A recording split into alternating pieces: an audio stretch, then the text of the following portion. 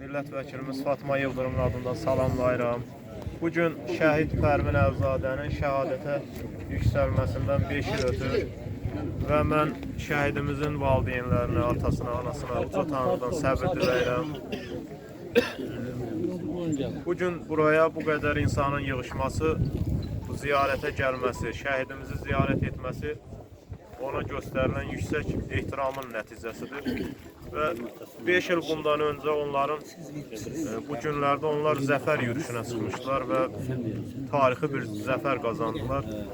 Və bu qəhrəman vətən oğullarının şücaəti ilə, rəşadəti ilə Azərbaycan öz tarixi torpaqlarını işğaldan azad etdi.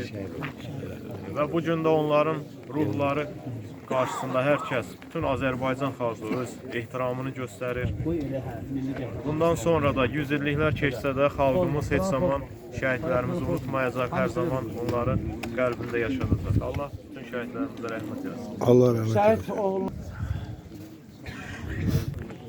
Bizim Azərbaycan xalqının hamısının bura gəlməyini istəyərdim. Bax, belə şəhidlərimizin yad eli çoxdur adam, hamı gəlir.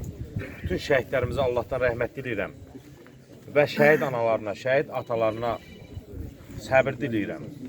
Bunlar əmmimizə də Allah təala ömür versin. Biraz problemlər var inşallah. Bu biraz narahatdır. Ayaqsa çətindir hal-hazırda. Allah bana bu qaramıza səbir versin. Cəmi şəhidlərimizə Allah rəhmət eləsin. Allah bütün şəhidlərimizə rəhmət eləsin.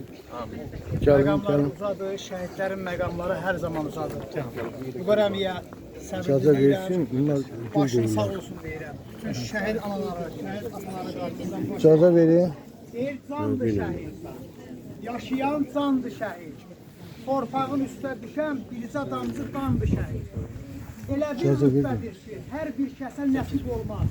İnsanın ağzıdır. Allah bütün şəhidlərimizə Orada keçdi, dur orada mehman. Mehman. Durun orada.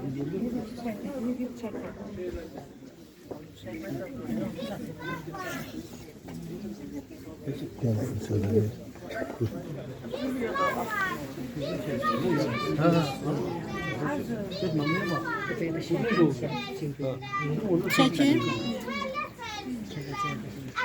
Bir de bizim sevgimiz değil, onlardan değil.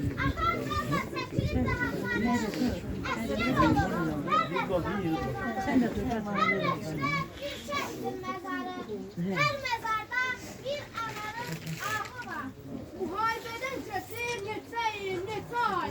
Ürəkdən gülə bitmiş şəhid anası. İndi qəbir üstündə çəkir səma. Bir ana kimi bu etmək istədi oğluna. Oğlundan sorumsuz zəşkər telefonuna. Ana məni bağışla, əlvida anacan.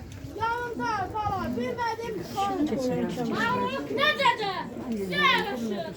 Aymanım, o məğrib duran şəhidir. Mən kiməm, mən sizə tərbiyə atım ki, sizin tərbiyə edim. Duran şəhidir. Göstərdiniz dünyaya bu xalqın gücü. Dünyaya çoğurmuşsunuz nəsillər üçün. Şərəflə yaşadınız, şərəflə köçün. Düşmənin varlığını yaranı güc.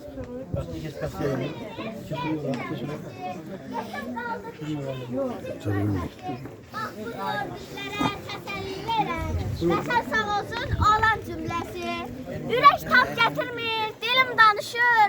Heç nə yaza bilmirəm, beynim qarışır. Siz elə bir zirvəni tutmuşsunuz ki, qartallar siz olan zirvədən danışır. Cənnətdə mübarizlə görüşəcəksiniz. Fərdlə söhbətləşib güləcəksiniz. Ramin Səfərovu soruşacaqlar. Yaxşı xəbərini siz verəcəksiniz. Oğlu şəhid olan hər bir ananın bir ömür boyunca qəlbi dağlıdır. Oğlu şəhid olan mələk bir ana qəlbinə qara daş bağlayır indi. Mən sənin hər zaman fəxrinəm ana. Bağışda sözümü tuta bilmədim.